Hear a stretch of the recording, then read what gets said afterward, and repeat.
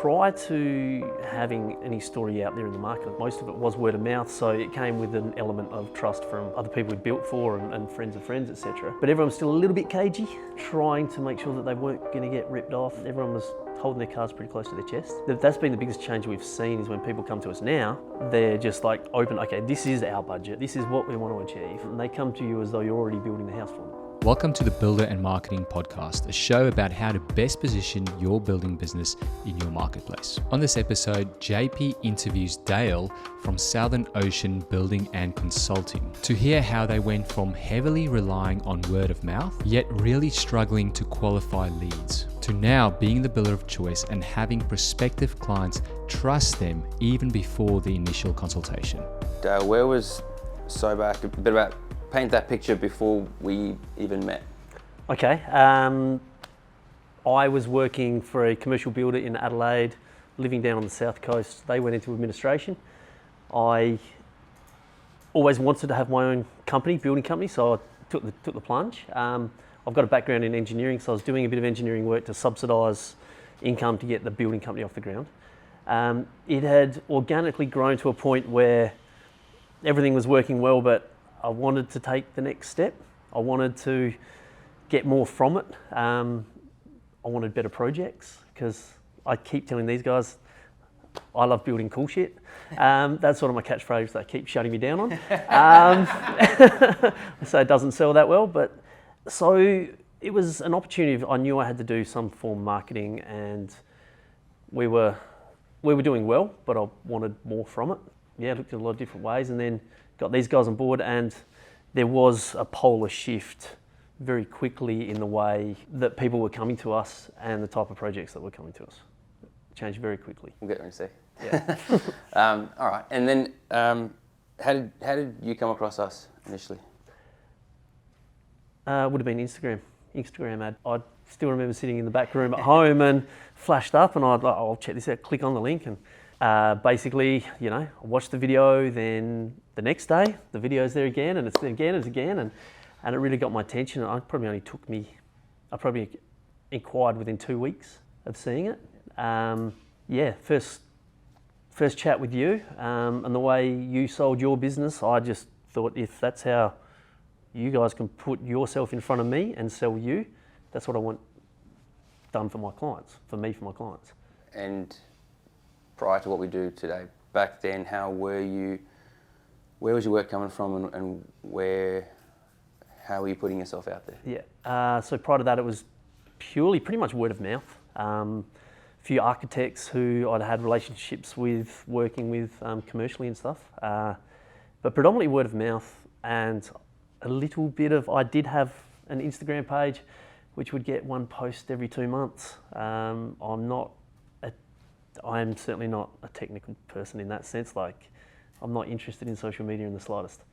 You build great homes, that's right. Yeah, so it was predominantly word of mouth prior to that. Okay.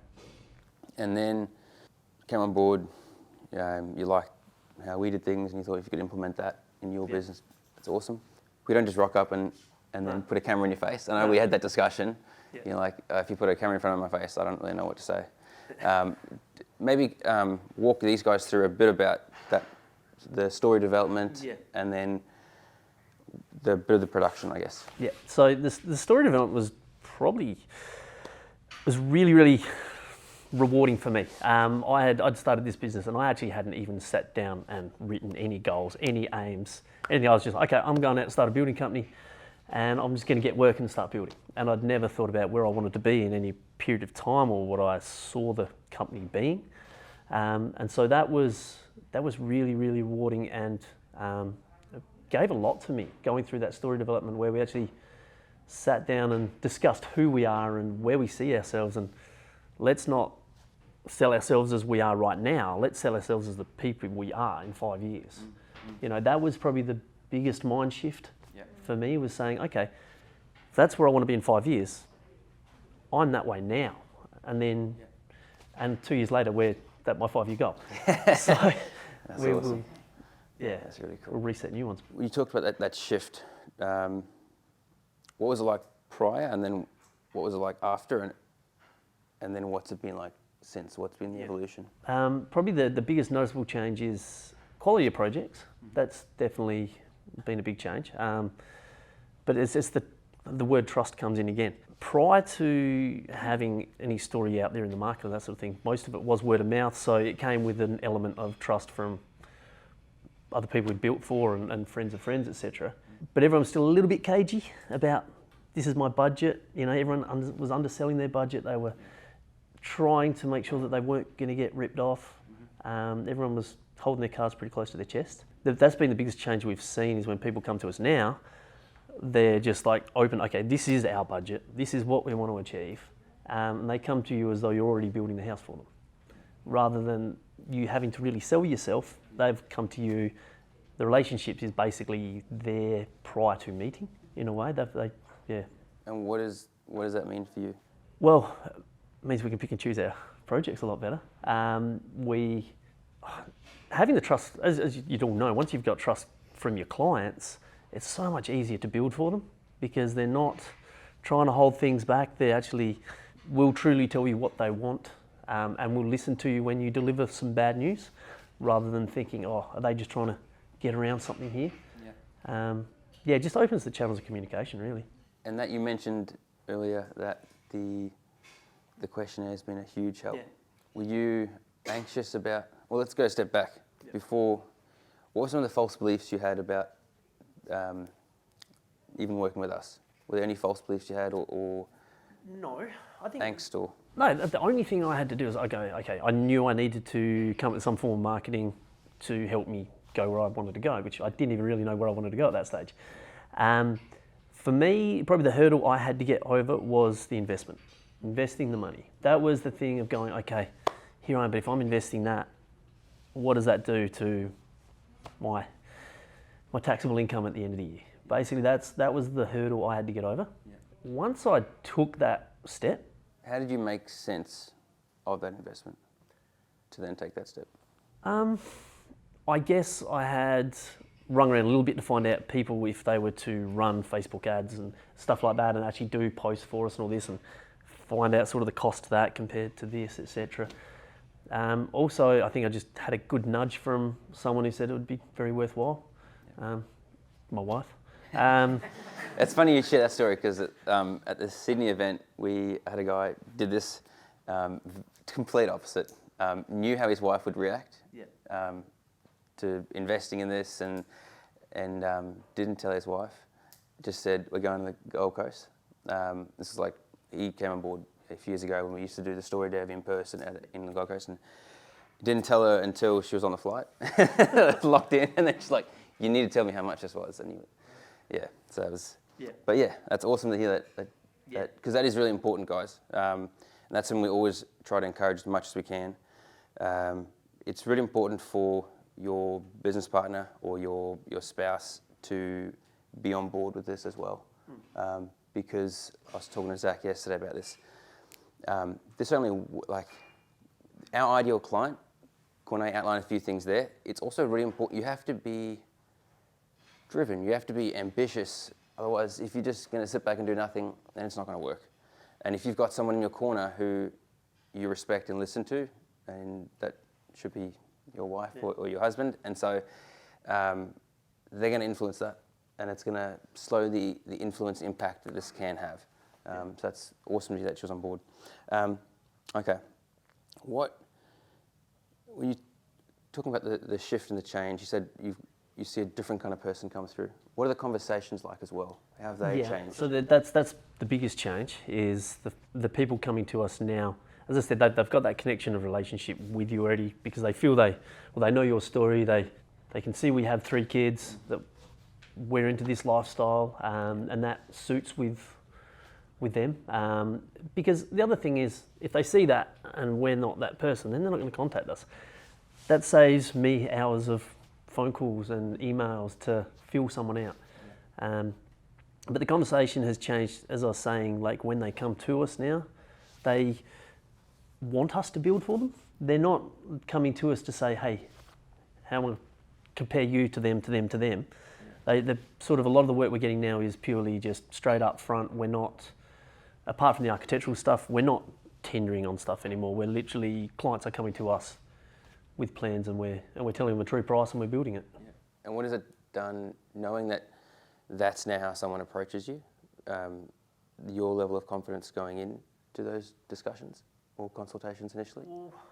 Well, it's good because Kylie and I can almost go through and somewhat pick which jobs we want to do prior to even contacting the clients back. Yeah. And just through the questionnaire, seeing budgets, have they got plans already? What are their desires? When are their build timelines? Does that fit with our scheduling or our processes? We can, knock it back to about probably 5% of the inquiries we actually follow through with.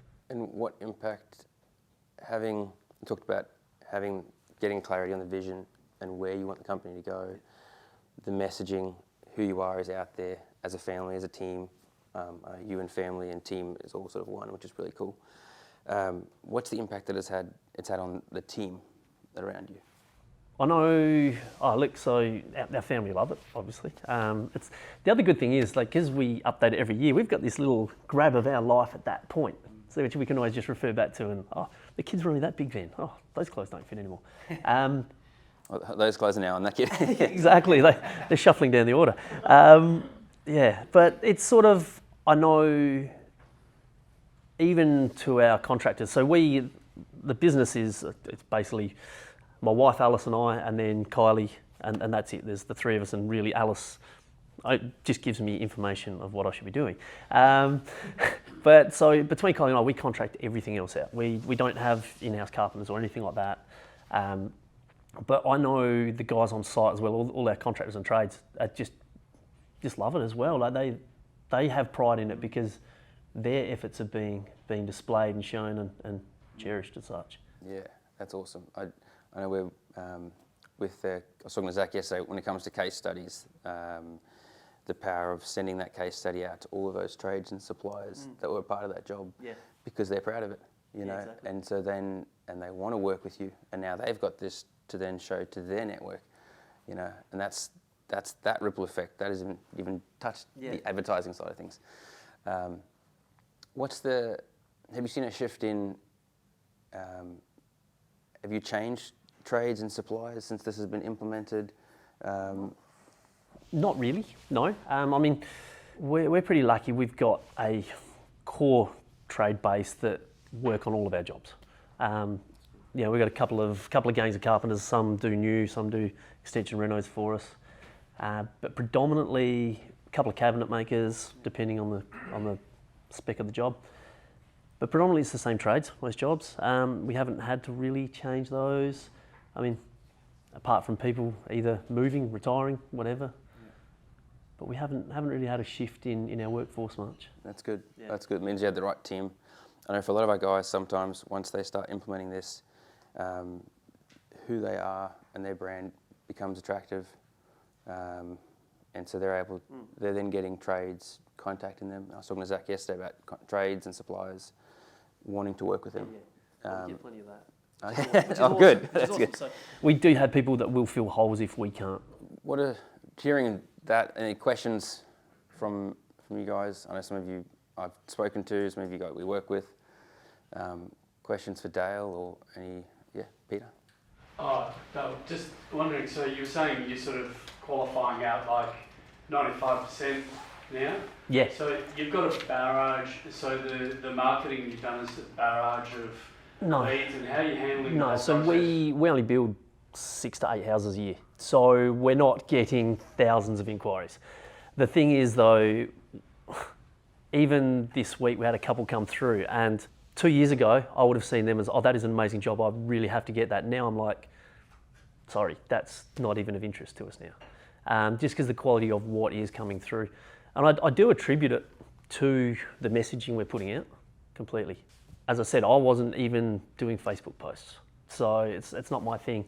So no one was hearing about us apart from word of mouth or our architects, basically. So, and these are all cold. A lot of them now are just, people who've seen the advertising and coming in cold. They're not referrals, and they're bringing beautiful projects, but we just can't service everyone. And some of these people that are contacting you, how long have they been seeing you for? Or how long have you been in their world? never really looked into that. I haven't followed that up. It can be a huge. We've had some builders who they'll have someone who contacts them. Maybe it's like of late in southeast Queensland. Someone moves up there and they've been there for 2 weeks and they'll make contact. And we've had builders who they'll get someone reach out and say, "We've been watching you for a year and a half." Yeah. And it's just like, and because that's another big thing. We were talking yesterday, Zach, about when you're clear on the vision and you're clear on who you're trying to target and what their fears and desires are, you can educate them, and so you can manufacture the client you want coming through the door by providing them with the right information, educating them. This is how we like clients to approach us. By putting a system in place that is the steps they must follow. This is how we do things. This is what our clients love about us, and this is how we get them great results. What ends up happening over time is the person coming through the door has been consuming that, and so then they know they want to work with you. Therefore, they're more willing to follow your process and not try and push outside of that. And their view of how they want things to go is what they've seen you do. And so it's a far more, if you look at your business as a machine, they're a far more lubricated part coming in. Yeah. It's taken out. So I used to think of my business as, in sectors of a circle or whatever. But basically, bringing in work was one of the most stressful things for me. It was like, where am I going to get the next quality job to service me? Like, where's my workflow for the next 18 months? How am I going to manage this? Where am I going to get it from? How am I going to continue to chase it? That's completely gone now, which is unreal. Where do you shift that time and attention now to? Doing more work. Yep. Basically putting more product out. Yep. Yeah. And I know we've been talking, you've got stuff booked up for quite a way. Yeah. Why do you continue to market and put yourself out there? Well, a lot of it is brand reinforcement for clients of our architects as well. I mean, we're working with Williams Burton or something, we'll be dealing with those clients for 2 years possibly before we've even turned soil. So it just keeps reinforcing with them that, hey, we're here. We're the right decision. We're the right person for them. You've made the right decision choosing me. Yeah. So that's probably the majority of what I really like having it out there for at the moment, is that we've got that in front of our clients. Yeah. How far ahead are you booked? Oh, we've got bookings. I mean, if I don't increase insurances, we're probably pretty much booked out for 18 months to start a job. So, which is awesome. Yeah. Do you find that before you started working with this video, you thought your business was going to go somewhere, and then after it, does that change? Well, do you think you're bigger now, or is it? More clearly, possibly not so much bigger, but like what the notes I put down earlier is I just want to continually refine the number of jobs we're doing, but to a better quality and higher value. I love working with architects. I know a lot of builders don't, they can't stand them, they want to steer clear of them. I absolutely love it. That's probably my commercial background, because there's no other way. But yeah, just trying to refine the quality of the work, really. That's the main thing we're doing. I like the attitude you have of I think because that is a problem for so many, or can be a pain point, working with architects, seeing it as an opportunity. Yeah. I know we discussed that a lot in a video we released last year, or early this year, on looking at problems as opportunities. Same thing goes for, this increasing of pricing. That's something that everyone has to deal with. And so, okay, well, how can I turn that into an opportunity? How can I do things better? Chats yesterday about using that to your advantage, and just comes back to communicating. Yeah, definitely. Definitely. Any great questions? Yeah, I want to just something. Before you ask to show the pictures of the house that you're building now, obviously they are high-end, really high-end. Yeah. You just say that you had a customer, you wanted to get the job, but after you got it and you didn't want it, it's because it was a low housing, or because it wasn't no one in house, or it was okay. So we're based in Port Elliot. So for me, if I've got to drive 20 minutes to a job, that's starting to get a long way away. No, only because we are very lucky down there in our little community of builders that we have a lot of influx of money from Adelaide. We predominantly build holiday homes. So we're really lucky in that environment as well. But so it's just being able to select projects that fit our timelines, fit location. but I certainly would not have had that opportunity before. I was chasing. I felt like I was chasing work to make sure I had stuff, whereas now it's a lot easier. So yeah. Before when you started without the media and Yes. stuff like that, you used to build the same level homes or Lower levels, and I'd see these $1 million houses and like, oh, that's my dream to build one of those. Whereas now it's like, sorry, a 600 grand house isn't really, because for the same turnover and same profit, at the end of the day, I'd rather run 5 jobs than 10. Yeah. Because just the way we're set up is that they're basically us contracting everything out.